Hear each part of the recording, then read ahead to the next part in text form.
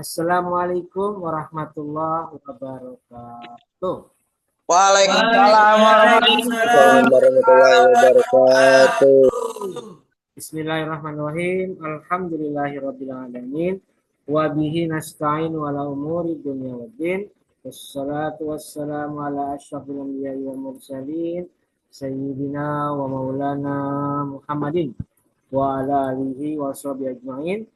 Rabbi shrahli sadri wa yassirli amri wahlul 'uqdatam min lisani yafqahu qawli amma ba'du. Baik, mahasiswa HTNB semester 1, hari ini kita akan masuki pertemuan 13 ya. Dan seperti lumrahnya hari ini adalah sesi presentasi makalah. Dan kali ini yang mendapat giliran adalah kelompok 5 ya. Siapakah nama-nama yang menjadi presentator? Oke, saya sebutkan. Yang pertama itu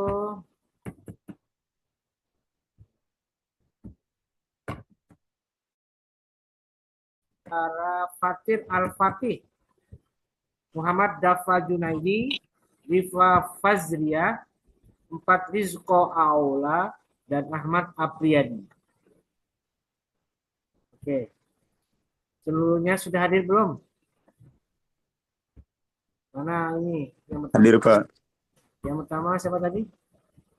Fatir Al-Fatih mana tadi? Fatir. Hadir, Pak. Saya.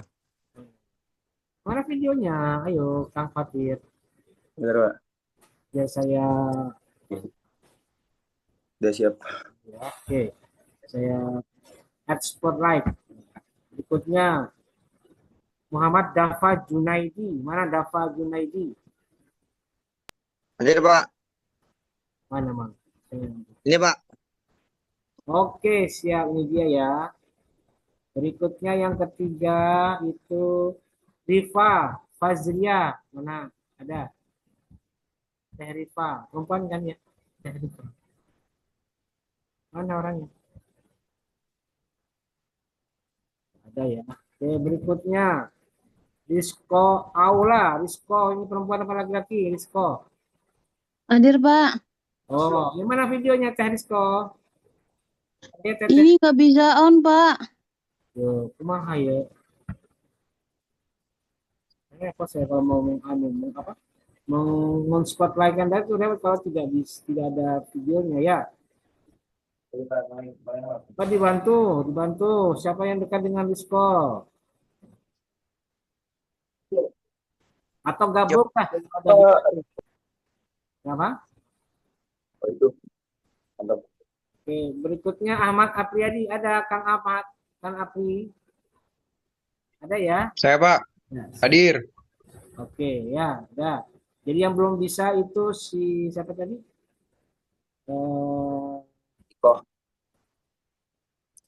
Lord Awala. Aula sama Rifa ya, belum ada ya.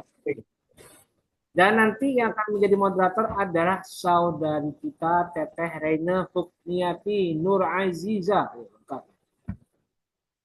Sebagai moderator, nanti Teh Reina punya kuasa untuk mengatur jalannya diskusi kelompok 5 hari ini.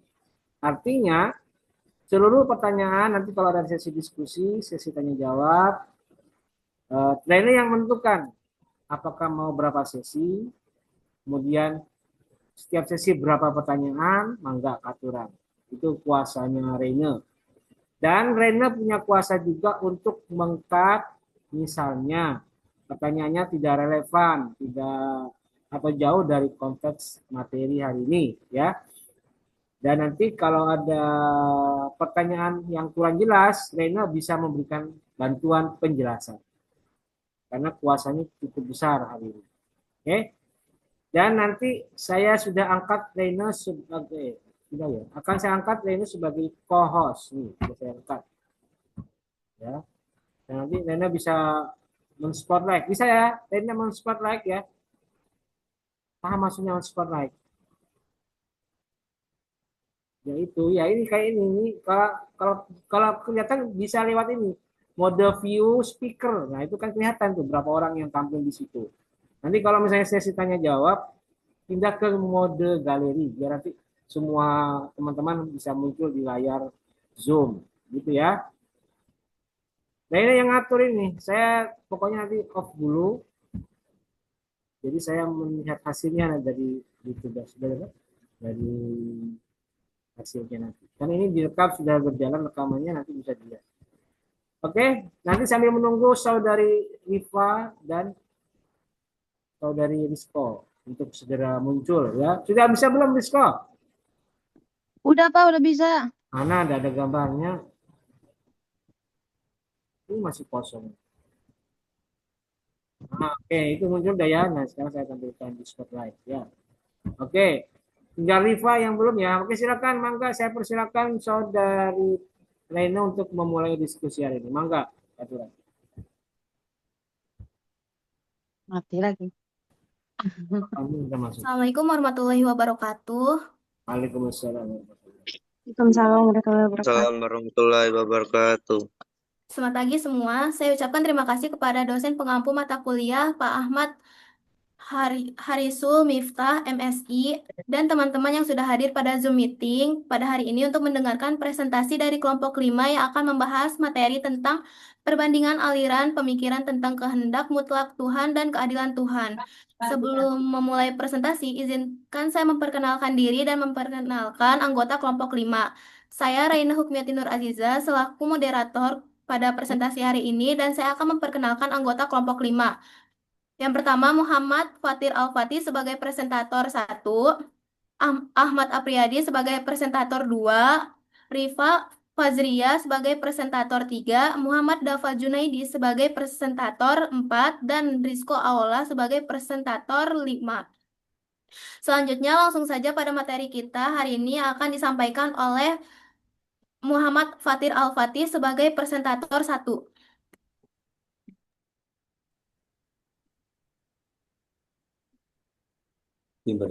Baik, saya akan menjelaskan pembahasan mengenai aliran Khawarij.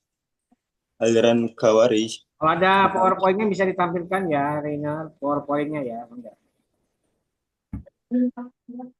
Oh, PPT ya?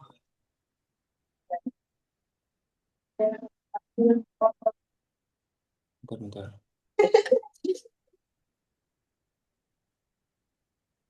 Terus belum kalam. Belum buka.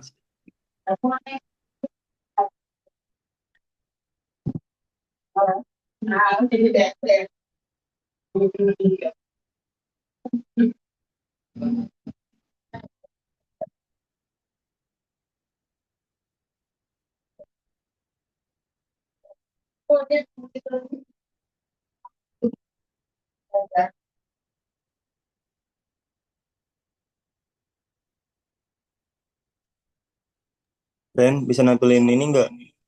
Layar PPT-nya. Dia ngomong tapi dia di mute. Nah, udah tuh dia sharing.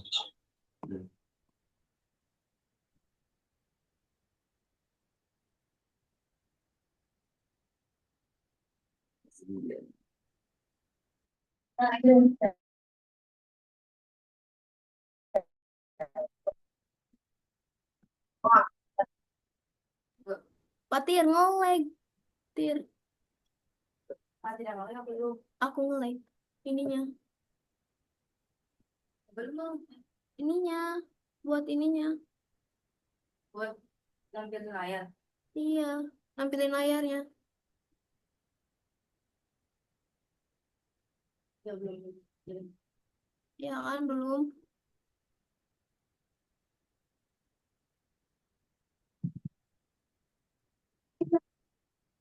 Ini sih.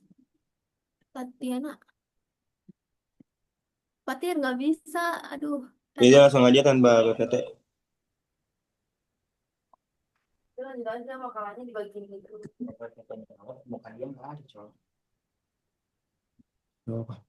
Baik, aliran Khawarij. Aliran ini memahami kehendak dan keadilan Tuhan secara keras dan mutlak.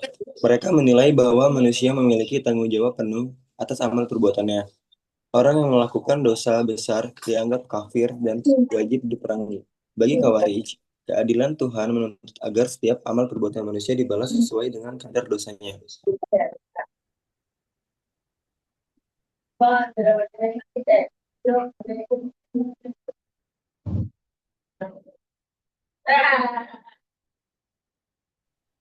Selanjutnya akan dipaparkan langsung oleh rekan kami yaitu Apri.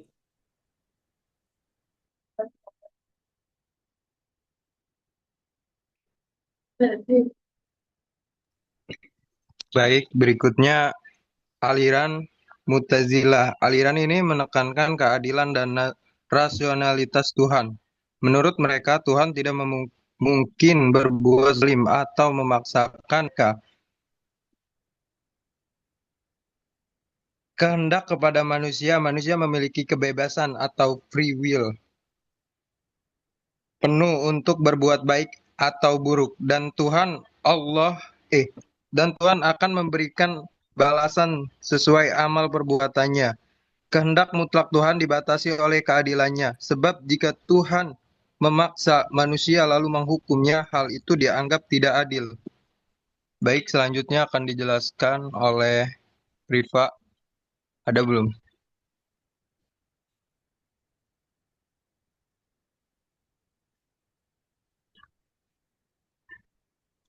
Belum ada ya?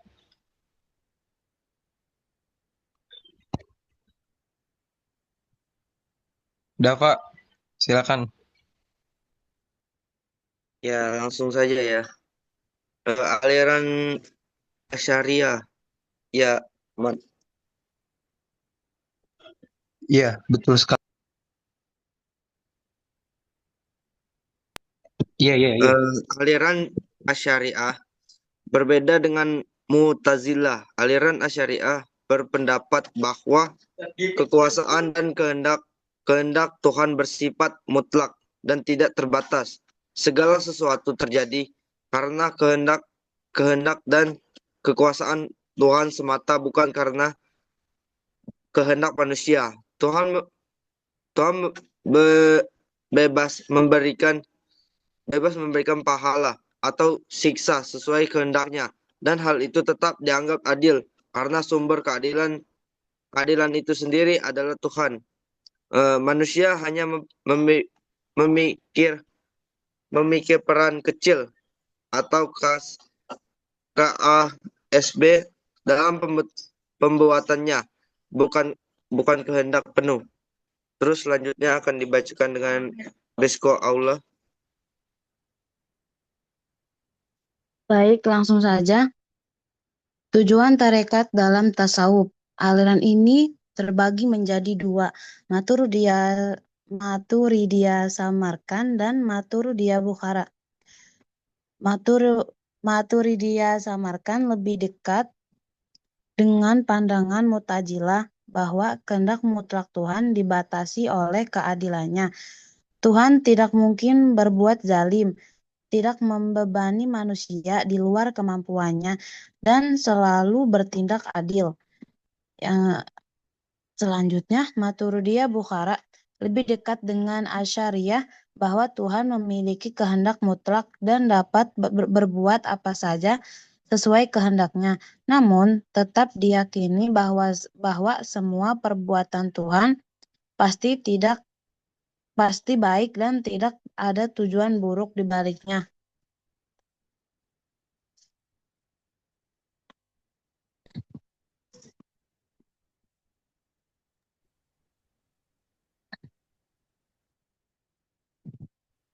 Apakah Saya sudah? kembalikan lagi kepada moderator. Oke, makasih. Selanjutnya langsung saja pada materi kita hari.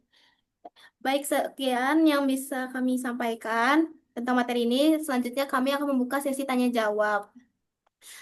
Pertanyaannya hanya 3 dan cepet-cepetan sistemnya. Dalam hitungan 1, 2, 3, silakan angkat tangan. 1. Hands-up-nya mana dah? Hands-up-nya di bawah Angkat tangan di mana dah? bagian? Angkat tangan. Hands-up-nya bagian mana? Di reaction. Ya. Ya, 1, 2, 3. Hafiz. Oke, perkenalkan nama saya Muhammad Hafiz Caniago dengan NIM 251202043. Tadi kan Bang Apri menjelaskan tentang Mutazila ya.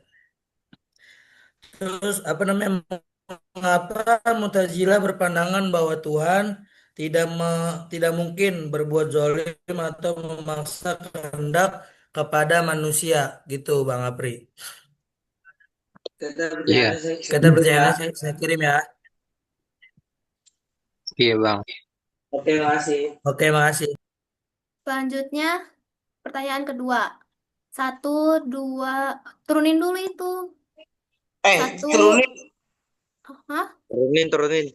Rapike, Habis, turunin habis. Rapike. Habis. Satu, Habis. Turunin dong. 1, 2, 3. Rafiki. Ya, perkenalkan nama saya Muhammad Rafi Khairi dengan NIM 251202044. Pertanyaannya, bagaimana Jabariyah dan Qadariyah memandang kebebasan manusia dalam kaitannya dengan keadilan Tuhan? Apakah jelas? Bisa diulang nggak? Bagaimana Jabariyah dan Qadariyah memandang kebebasan manusia dalam kaitannya dengan keadilan Tuhan? Baik, terima kasih. Apakah jelas? Jelas. Oke, terima kasih. Untuk pertanyaan terakhir, 1, 2, 3. Siti Muhibah munculnya. Siti Muhibah. Aku ya. Ya. Ya, Assalamualaikum warahmatullahi wabarakatuh. Perkenalkan nama saya Siti Muhibah dengan NIM 251202055. Saya ingin bertanya, mengapa sebagian ulama berpendapat bahwa perdebatan tentang kehendak Tuhan bersifat filosofis dan sulit dipahami oleh orang-orang awam? Berikan contoh dalam kasus tersebut. Jelas nggak? Coba diulang sekali lagi, maaf. Sekali lagi.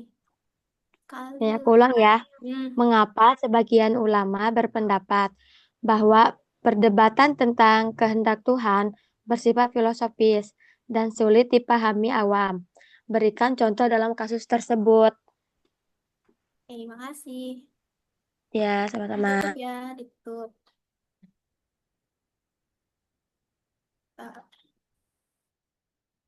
Rere ini 3 doang ya?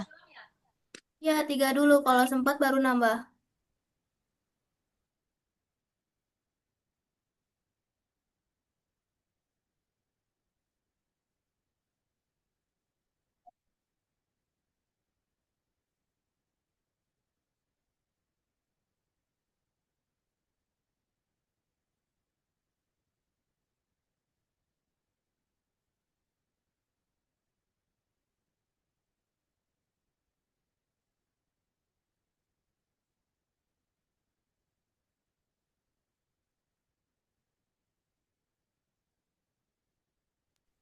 Baik, di sini saya akan menjawab pertanyaan dari saudara Apis, yaitu mengapa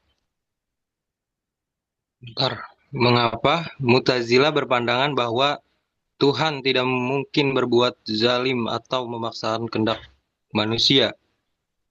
Begitu Bang Apis? Iya, Bang, betul.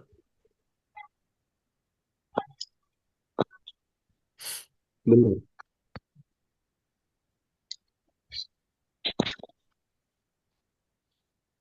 Ya, saya ngelag bentar Bang ya. Ya, aman Bang, slow.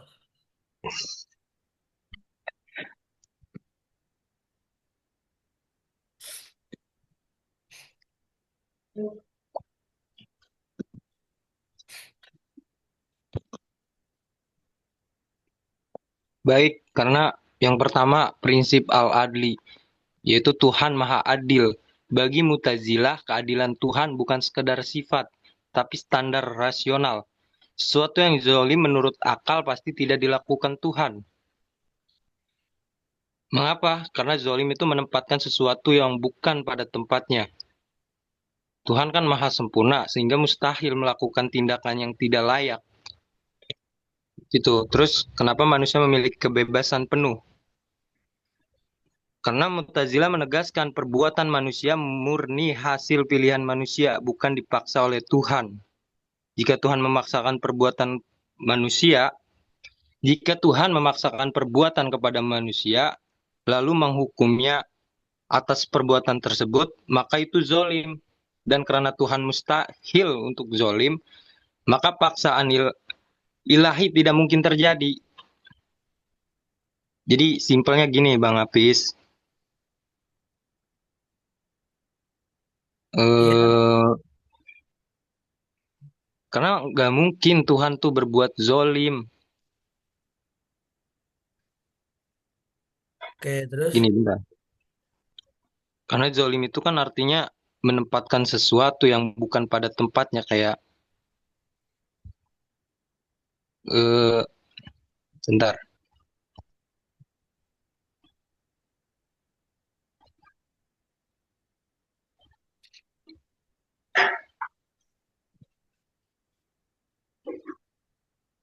Karena di PPT-nya sudah dijelaskan, manusia memiliki kebebasan atau free will, kebebasan penuh untuk berbuat baik atau buruk, dan sedangkan Tuhan memberikan balasan sesuai amal perbuatannya. Begitu, apa kurang kurang jelas, apa kurang paham, apa gimana? Masih. Oke, udah cukup paham. Makasih ya, Bang. Oke, baik Bang Apis. Baik. Selanjutnya akan dijawab oleh rekan-rekan saya. Baik, saya akan menjawab pertanyaan dari Rafiki. Soalnya, bagaimana Jabariyah dan Qadariyah memandang kebebasan manusia dalam kaitannya dengan keadilan Tuhan? Baik, jawabannya. Yang pertama, Jabariyah. Jabariyah ini memiliki pandangan manusia tidak punya kebebasan. Semuanya sudah ditentukan oleh Allah Subhanahu wa Ta'ala, karena menurut mereka ini tetap adil. Dikarenakan Allah itu Maha Pencipta penuh atas segala sesuatu, serta manusia hanya mengikuti ketentuan dari Allah Subhanahu wa Ta'ala seperti wayang yang digerakkan oleh dalangnya. Intinya itu manusia tidak bebas, semua itu semua kehendak Allah, dan itu dianggap adil menurut Jabariyah. Dan penjelasan Qadariyah, pandangan ini manusia sangat bebas, manusia sendiri yang menentukan dan menciptakan perbuatannya. Karena menurut mereka ini tuh keadilan Tuhan menuntut. Gimana maksudnya? Menurut mereka ini keadilan Tuhan menuntut. Jadi kalau misalkan Tuhan penghukum atau memberi pahala, itu harus untuk perbuatan yang manusia pilih sendiri. Jadi jika manusia dipaksa Tuhan lalu dihukum, itu tidak adil. Jadi manusia itu bebas bertanggung jawab penuh atas kehendaknya, dan itu dianggap adil menurut Qadariyah. Jadi simpelnya itu Jabariyah, Allah yang menentukan semuanya dan manusia tidak bebas. Jika Qadariyah, manusia yang menentukan sendiri. Jadi manusia sangat bebas. Bagaimana Rafiki? Kurang jelas? Jelas sekali, terima kasih. Oke. Puas. Oke, sama-sama. Di PPT kok. Baik. Fatir, udah Fatir? Tinggal jawaban Bibah. Ya, di sini saya akan menjawab pertanyaan Bibah. Ini pertanyaannya ya, mengapa sebagian ulama berpendapat bahwa perdebatan tentang kehendak Tuhan bersifat filosofis dan sulit dipahami awam. Berikan contoh dalam kasus tersebut. Benar? Iya, betul. Benar. Oke. Jadi di sini itu ada 4 poin penting alasan utamanya. Yang pertama itu menyangkut hal gaib yang tidak terjangkau akal sepenuhnya. Kehendak Allah adalah bagian dari sifat ketuhanan yang tidak bisa dipahami secara empiris. Akal manusia punya batas. Yang kedua itu melibatkan istilah dan konsep abstrak seperti qada, qadar, ikhtiar, kasab, iradah, kuniyah, versus iradah syariah yang butuh penalaran mendalam. Yang ketiga itu perbedaan mazhab teologis. Ulama Asy'ariyah Maturidiyah, Mu'tazilah, Hanabilah, atau Asy'ariyah memiliki penjelasan perbedaan tentang hubungan kehendak Allah dan perbuatan manusia. Perbedaan ini jadi rumit bagi orang awam. Dan yang keempat itu risiko salah paham dan menimbulkan syubhat. Jika salah menjelaskan, bisa membuat orang awam salah memahami Tuhan, menganggap manusia dipaksa, atau sebaliknya merasa Tuhan tidak berkuasa. Dan di sini tuh ada contoh kasusnya. Contoh kasusnya, mengapa manusia berbuat dosa, padahal Allah Maha menghendaki segala sesuatu. Contohnya itu ulama Asy'ariyah mengatakan Allah menciptakan perbuatan manusia, tetapi manusia yang mengakuisisi. Nah, dalam itu seperti kasab. Contoh kasab ini sangat filosofis dan sulit dipahami. Dan contoh kedua itu Mu'tazilah mengatakan manusia menciptakan perbuatannya sendiri karena jika Allah yang menghendaki dosa maka itu tidak adil. Ini juga rumit karena masuk ke pembahasan keadilan Tuhan secara filosofis. Dan yang ketiga, contoh ketiga itu ulama salaf biasanya berkata, ini urusan gaib, cukup imani saja bahwa Allah Maha berkehendak dan manusia tetap diberi pilihan. Karena jawaban teknisnya terlalu dalam untuk awam. Jadi kesimpulannya itu perdebatan kehendak Tuhan dianggap filosofis karena menyentuh hakikat ketuhanan, menggunakan konsep abstrak dan memiliki berbagai pandangan yang kompleks. Contohnya, perdebatan tentang siapa yang menciptakan perbuatan manusia dan manusia, sebuah isu yang sejak dulu sulit dipahami awam. Gimana Suti Muhibah? Iya, puas, sangat puas. Makasih. Oke, terima kasih juga. Baik, Baik. kembali ke moderator. Baik, kami akan membuka 2 pertanyaan lagi. Tapi tolong Dava Apriyadi on cam. Apriyadi on cam, Apriyadi. Rizko juga on cam. Oh iya, tadi tuh ke ini. Maaf, Rey. Buka ini soalnya apa? PPT-nya. Kemati sendiri. Oke. Jadi kami membuka sesi tanya jawab lagi kan. 2 pertanyaan lagi. Hitungan 1, 2, 3. Pokoknya yang cepet-cepetan ini. 1, tar dulu. Belum. Turunin dulu. 1, 2, 3. Farid di sini, Farid. Assalamualaikum warahmatullahi wabarakatuh. Perkenalkan, nama saya Muhammad Farid Miftahudin. NIM saya 251202059. Saya ingin bertanya, yang dimaksud keadilan Tuhan itu bagaimana sih? Kan yang namanya adil itu bukan berarti sama rata ya. Itu aja.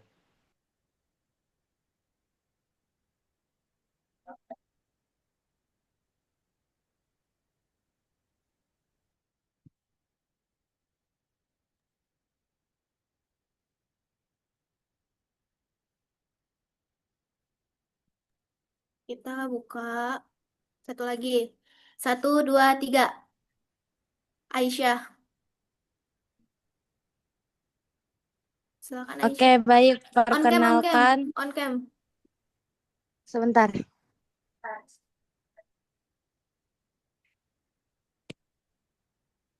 On cam. Ya, on Osnat. cam. Perkenalkan, nama saya Aisyah Binti Ramadhani dengan NIM 2512020664. Pertanyaannya, bagaimana pengaruh perbedaan pandangan tentang kehendak Tuhan tersebut terhadap perkembangan pemikiran teologi Islam secara umum?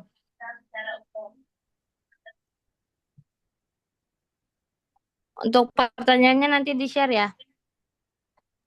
Oke. Terima kasih.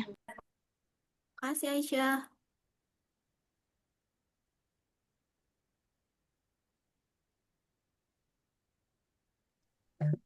langsung menjawab. Iko mau jawab nggak? Kok? Kamu jawab pertanyaan Tadi Aisyah. kamu belum jawab pertanyaannya, Iko.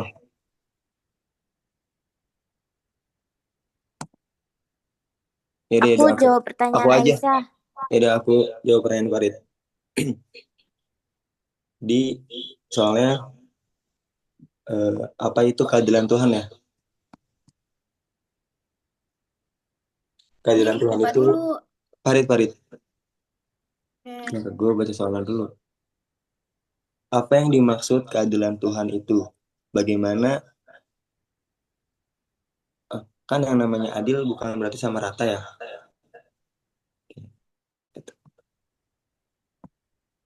Saya akan menjawab. Boleh aku yang jawab nggak? Keadilan Tuhan itu berarti bahwa Allah nggak bakal memperlakukan manusia secara salah. Jadi nggak bakal merugikan tanpa alasan. Dan semua keputusannya itu selalu sesuai dengan hikmah. Jadi kenapa ada kata-kata ada hikmah di balik ini semua gitu. Misalkan kayak Farid kena musibah, kita misalkan. Itu semua ada hikmahnya. Jadi Allah itu nggak seperti manusia yang bisa salah, emosional, atau bertindak seenaknya. Keadilan Tuhan itu sempurna, nggak ada cacatnya gitu. Jadi bentuk keadilan Tuhan yang mudah dipahami, katanya tidak bakal menghukum orang yang Allah nggak bakal menghukum orang atas sesuatu yang bukan kesalahannya. Jadi kalau misalkan orang nggak melakukan dosa, Allah nggak mungkin tuh menghukumnya, karena ini adil. Allah bakal memberi tanggung jawab sesuai kemampuannya. Allah nggak bakal membebani manusia dengan sesuatu yang tidak mampu ia lakukan. Allah juga bakal membalas kebaikan dan keburukan secara seimbang. Kebaikan sekecil apapun bakal dihargai. Keburukan sekecil apapun itu bakal dicatat. Jadi ujian hidup yang menimpa kita ini bukan karena Allah jolim, tapi karena ada hikmahnya. Kadang manusia nggak paham, tapi Allah nggak mungkin memberikan musibah tanpa makna. Jadi ini hikmah bagian dari keadilannya. Yang terakhir nih, Allah memberikan manusia akal, hati, dan pilihan agar ketika manusia bertindak, balasannya sesuai dengan pilihannya. Gimana, Farid? Izin menambahkan jawaban dari pertanyaan Farid. Ya. Kalau sebelumnya sorry kalau kurang jelas, silakan tanyakan ulang aja. Farid bertanya Mu'tazilah. Ya, terus saya jawab Mu'tazilah itu tidak mungkin Allah berbuat zalim. Saya jawab, ya karena Allah itu al-adli, yaitu maha adil. Contoh Allah maha adil bukan sama rata itu kayak misal orang buta yang nggak bisa melihat warna gitu. Di situ adilnya, makanya orang buta nggak bisa melihat warna tuh kayak apa gitu. Kalau orang buta bisa melihat, gimana ya? Bentar, Bu. Bentar, Rin. Siap. Bentar. Dilanjut dulu. Pertanyaan kedua, nanti gue jawab lagi. Oke. Bu moderator, mangga. Silakan Rifa menjawab pertanyaan Aisyah. Oke, saya izin menjawab pertanyaan dari Aisyah. Sebentar.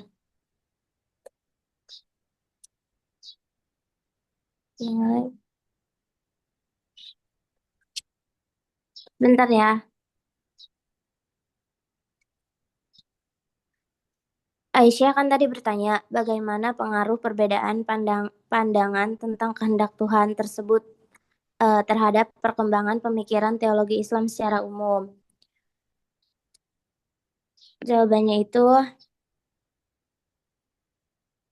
perbedaan pandangan tentang kehendak Tuhan, iradatullah menjadi salah satu faktor utama yang menyebabkan munculnya berbagai aliran teologi dalam Islam. perdebatan mengenai apakah manusia memiliki kehendak bebas atau sepenuhnya ditentukan oleh Tuhan melahirkan keragaman pemikiran yang kemudian memperkaya kajian teologi Islam. Sebenarnya secara umum itu udah dijelasin tadi dalam makalah kelompok 5 udah dijelasin yang apa sih lahirnya perbedaan aliran teologi, ada yang Jabariyah, Qadariyah, sama Mu'tazilah, sama Asy'ariyah dan Maturidiyah. Bagaimana Aisyah jawabannya?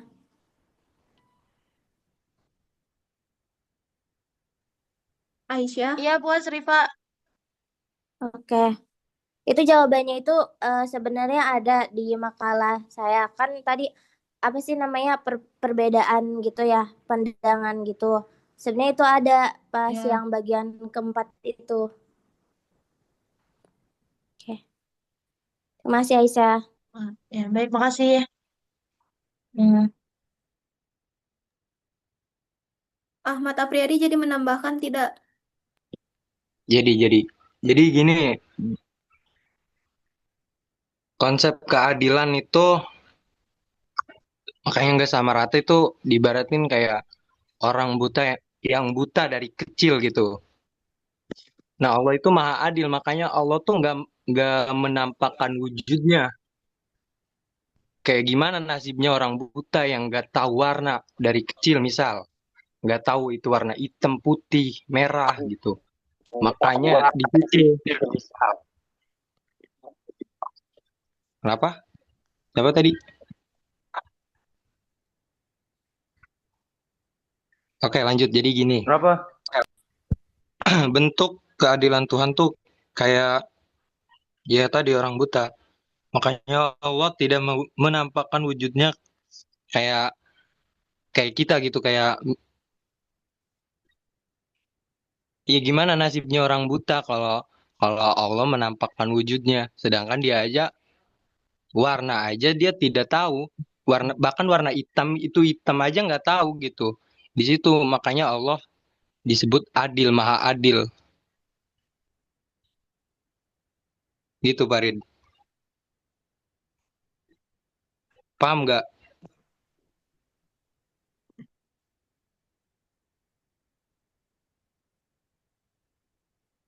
Halo, Farid?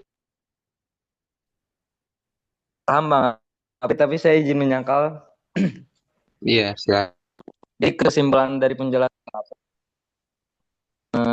Tuhan menampakkan wujudnya karena ada orang buta, ya kan? Gini, kita narik dulu ke belakang ke konsep Mutazila. Konsep Mutazila itu tidak mungkin Tuhan berbuat zolim. Nah, saya jawab iya, karena Tuhan itu maha adil. Terus kamu mempertanyakan keadilan itu seperti apa? Kan nggak sama rata. Iya. Tadi yang saudara Apri jelaskan mengenai orang buta. Iya.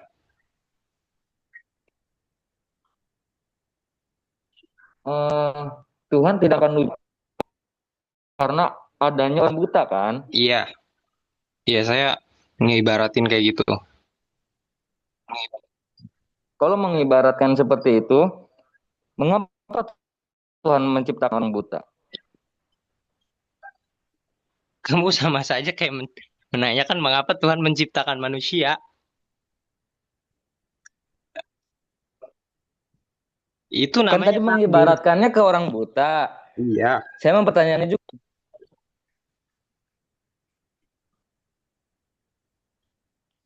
Lu yang nyakal bisa nggak sih bermalas main masak mie? Silakan apa? Kenapa Tuhan menciptakan orang buta?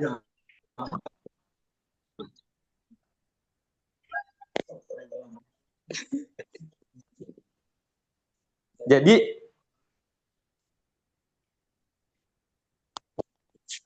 aduh bukan bisa diulang penjelasannya Pri? Apa? Penjelasan ini adil. Penjelasan adil kenapa? Apa sih? Ngomong apa sih? Kak, konsep adil Tuhan. Iya, Iya penjelasannya. iya Tuhan, iya kayak gitu, Rid. Tuhan kan maha adil, makanya makanya dia tuh nggak menampakkan wujudnya karena dia maha adil. Gimana nasib orang buta yang nggak bisa ngelihat apa-apa, bahkan warna sekalipun dia nggak bisa ngelihat kan? Hmm. Saya akan bahas pertanyaan saya kemarin saya tanyain ke Ripa tapi entah mana. Saya di situ ngebahas nih ya. Jadi gini. Kenapa ada orang yang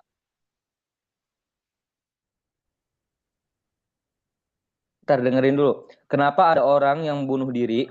Karena dia dijajah, diserang oleh ujian bertahun-tahun.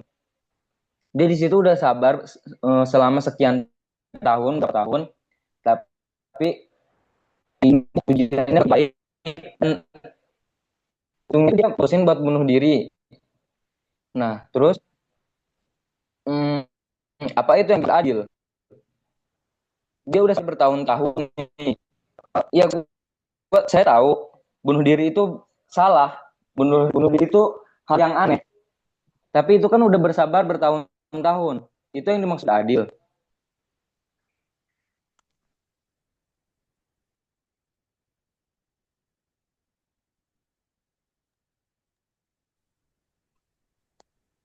Untuk ini tuh, Ripa.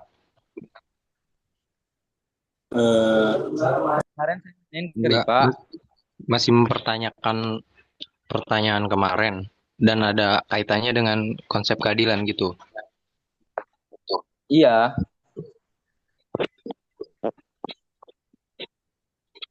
Gimana Ripa mau dijawab? Ya, bukan pertanyaan Pak. Kemarin gue nanyain ke Pak, tapi kan ini juga ngebahas keadilan. Ada sangkut pautnya gitu. Coba ulang-ulang pertanyaannya. Nih, kan ada orang yang diserang bertahun-tahun oleh ujian. Dia udah sabar sekian tahun, dia udah berdoa pada Tuhannya, dia udah beribadah, tapi goalsnya ujiannya nggak kunjung menghilang atau membaik. Akhirnya dia mutusin buat bundir karena dia mungkin di situ merasa setelah bundir dia nggak bakal memikirkan ujiannya lagi di dunia, dia hanya memikirkan di akhirat nanti. Mungkin dia berpikiran seperti itu. Kalau ngomongin sabar, dia udah sabar bertahun-tahun. Apa itu yang dimaksud adil?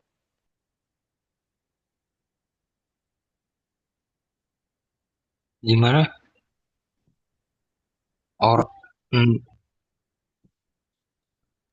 Baik, saya bakal coba jawab dari Farid ya. Boleh nggak, Pri? Saya menjawab. Silakan. Ini, Farid. Bunuh diri itu bukan karena, kan kemarin Anda bilang ya, Allah itu karena Allah ini nggak bakal mungkin berbuat jolim. Kan? Sabar gue. Jadi bunuh diri itu bukan karena Allah jolim, tapi karena manusia ini udah ada di titik batas kemampuan psikologisnya.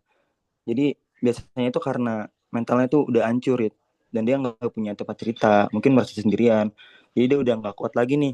Jadi sampai di mana keimanan dia ini udah berkurang gitu, karena psikologisnya udah kena, dan dia berakhir seperti tadi bunuh diri gitu. Bukan karena nggak adil ya. Jadi konsep itu udah di luar kuasa Tuhan. Iya, jadi bukan karena Allah nih nggak adil atau jolim.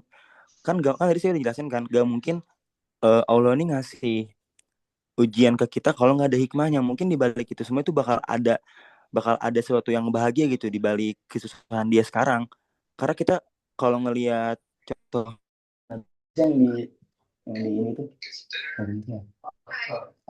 apa sih yang kata di kasih ujian ya, saya kurang paham jelas ya.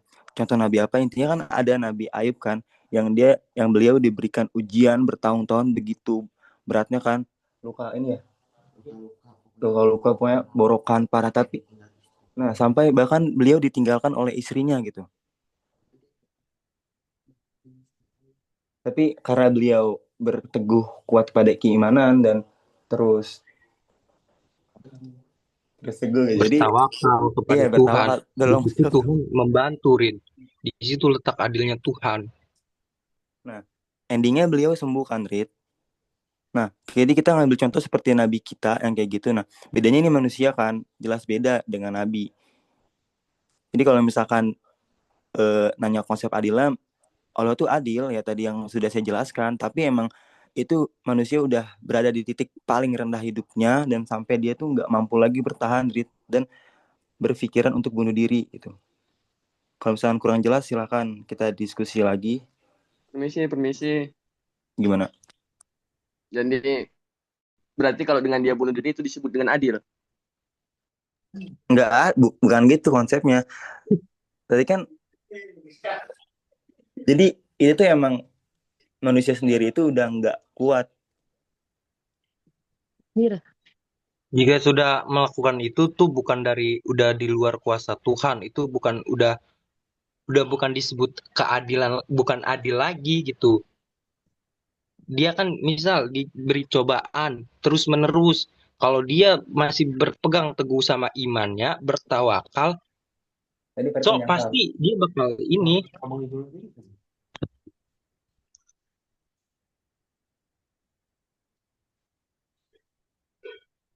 Intinya gini,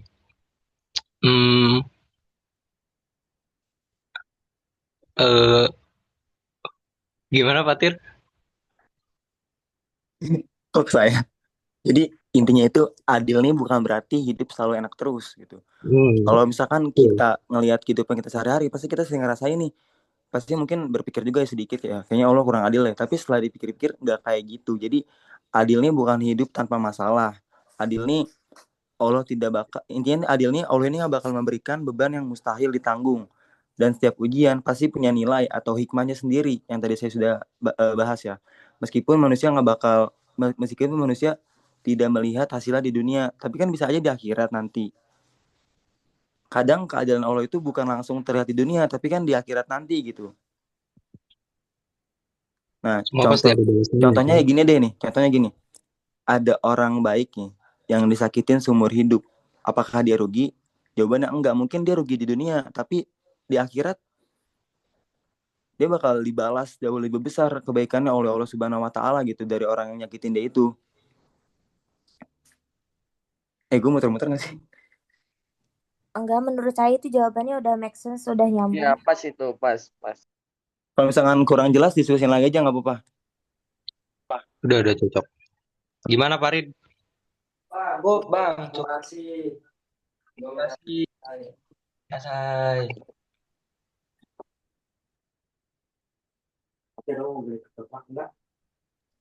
Masih kenyang. Balik ke moderator lagi aja. Oke, terima kasih. Kesimpulannya? Rimpa baca kesimpulan. Baru buka ketoprak. Bentar ya. Gue belum lihat.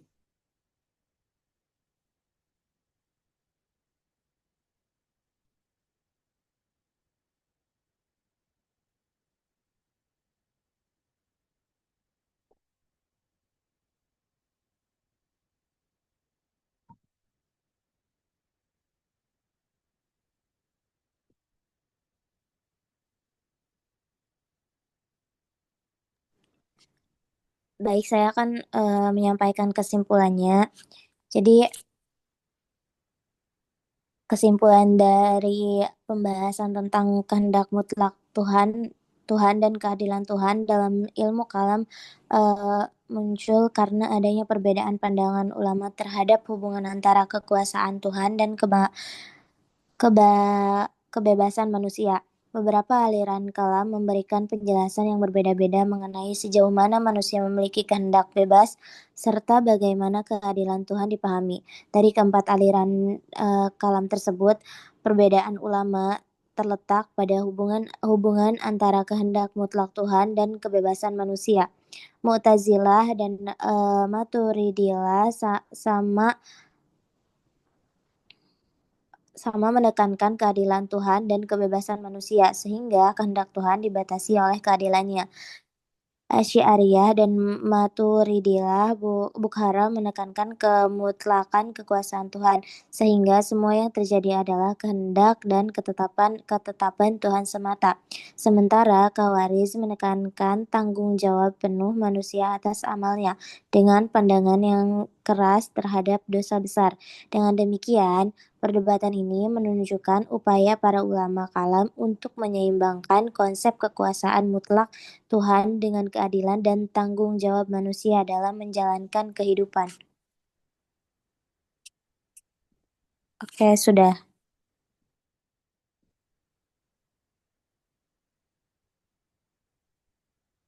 Saya kira diskusi pada hari ini sudah selesai.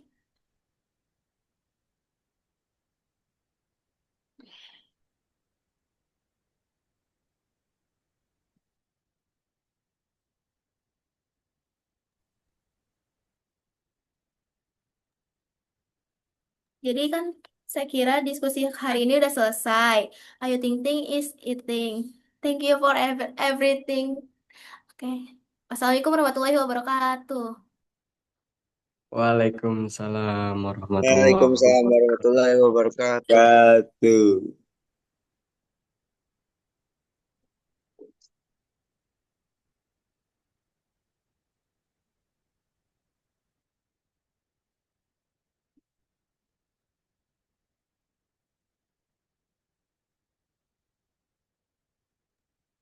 Rey, kembalikan kepada bapaknya, Rey. Pis, itu bau ah. Dari motor lagian. Betul bau, habis. Bapak sudah selesai. Makan yang orang ngomong. Nge-lag lagi tahu. Nanti nge-lag lagi.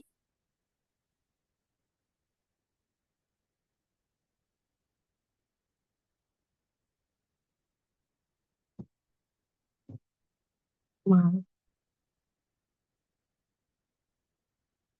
Ulang gitu.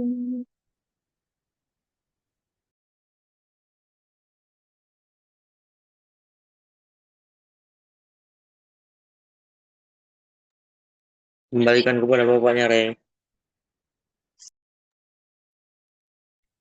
Baik, acara hari ini sudah selesai. Saya akan kembalikan kepada Bapak Ahmad Harisul Miftah, MSI.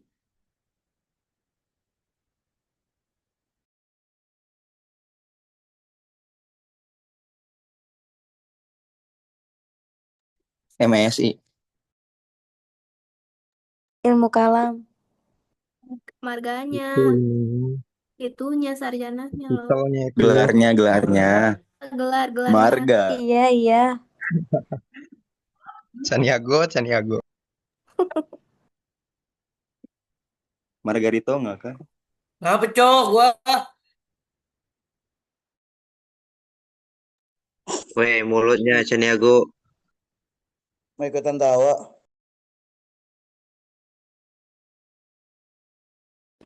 Absen di mana absen?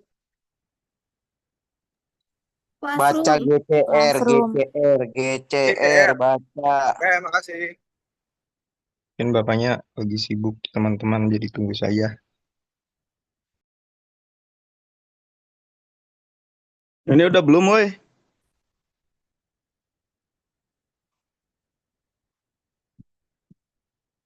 Turut ah.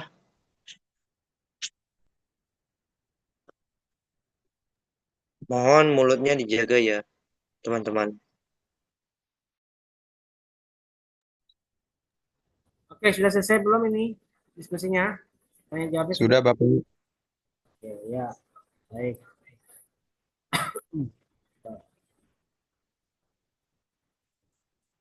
Oke ya. Sebenarnya saya mohon maaf karena saya juga ini pas kebetulan juga sedang ada acara webinar. Sambil ikut webinar saya dan juga ada kegiatan lain. Jadi saya mohon maaf, mungkin nanti saya tidak menyimpulkan, yang jelas saya sudah memahami dengan baik diskusi kalian. Dan yang penting begini prinsipnya, pertentangan antara aliran Mu'tazilah dan Asy'ariyah yang paling kental dalam diskusi tentang apa itu kehendak Tuhan dan keadilan Tuhan adalah pada adanya campur tangan manusia. Jika Mu'tazilah dia berpandangan bahwa keadilan Tuhan itu terbatas. Agak aneh juga ya, keadilan Tuhan itu terbatas. Tapi menurut Asy'ariyah justru keadilan Tuhan itu sangat luas dan tak terbatas. Dan di situ nanti muncul kelompok-kelompok yang berpandangan mengenai konsep keadilan Tuhan itu ya, termasuk Asy'ariyah dan Maturidiyah. Terutama Maturidiyah itu ada dua kelompok lagi, yang aliran Samarkand dan Bukhara. Ya. Yang Samarkand itu cenderung mirip dengan apa? Dengan Mu'tazilah yang menganggap bahwa keadilan Tuhan atau kekuasaan Tuhan dalam keadilannya itu terbatas. Ada batasannya. Maka dari itu mereka ada istilah free will dan free act. Berkehendak bebas dan bertindak bebas. Satu sisi manusia punya free will atau kehendak bebas, tapi juga manusia juga punya free act, bertindak bebas. Demikian juga Tuhan punya kehendak bebas dan juga punya tindakan bebas. Jadi dua-duanya punya ada, tapi sebenarnya terbatas antara tindakan dan kehendak mereka, termasuk kehendak Tuhan. Nah, sedangkan Asy'ariyah lebih moderat dan lebih bukan moderat sih, lebih memasrahkan semuanya kepada kemutlakan Tuhan. Kekuasaannya mutlak, kekuasaan itu mutlak. Nah, di situ aja dua poros ini yang sangat kental. Sementara yang lain tidak ada pendapatnya dalam sejarah tercatat oleh pemikir-pemikir atau sejarah sarjana-sarjana ilmu kalam tidak mencatat Jabariyah, Qadariyah bagaimana, Murji'ah tidak disebutkan. Yang paling utara dua ini ya, Mu'tazilah dan Asy'ariyah. Oke, itu ya kesimpulan singkat saya nanti mengenai materi hari ini. Dan saya mohon maaf saya tidak bisa panjang-panjang menyimpulkan diskusi ini. Yang jelas saya apresiasi diskusi ini berlangsung baik dan lancar. Ya. Terima kasih buat moderator Teteh Reina Hukmiyati yang sudah mengawal dan memberikan pandangan mengenai diskusi ini dengan baik. Ya. Semoga di kelompok 6 dan 7 yang terakhir menjelang akhir itu bisa lebih baik lagi ya. Yang sudah terdokumentasi dengan baik, ada apa itu? Ada catatannya, ada daftar pertanyaannya lengkap ya. Bisa dilihat di DCR ya, ada ininya ya. Ada reportnya ya, ada pertanyaannya siapa, pertanyaannya apa. Cukup ya. Oke, saya kira itu, dan absensi sudah terisi ya. Ada ini 29 orang. Tadi saya update terakhir tadi jam berapa itu? 20, sekarang udah 29.